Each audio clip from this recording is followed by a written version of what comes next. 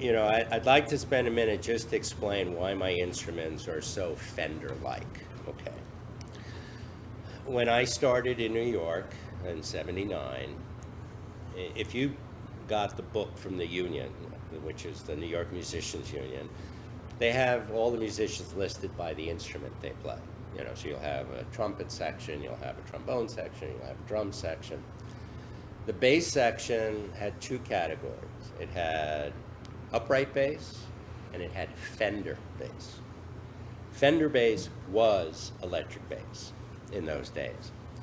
And I noticed early on that there was a very strong prejudice by engineers and arrangers to musicians coming to sessions with basses other than Fender, either a jazz bass or precision bass.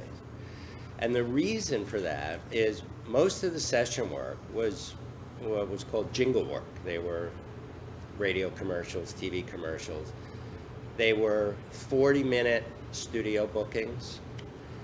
Get them in, get them out. It had to be done with a certain amount of efficiency. And an engineer did not want to see somebody walk in with a guitar or bass that they were unfamiliar with and first have to spend 10 or 15 minutes dialing in a good sound for that instrument. They knew how to EQ a jazz bass or a P bass. They knew how to record a Strat, a Tele, a Les Paul, and a 335.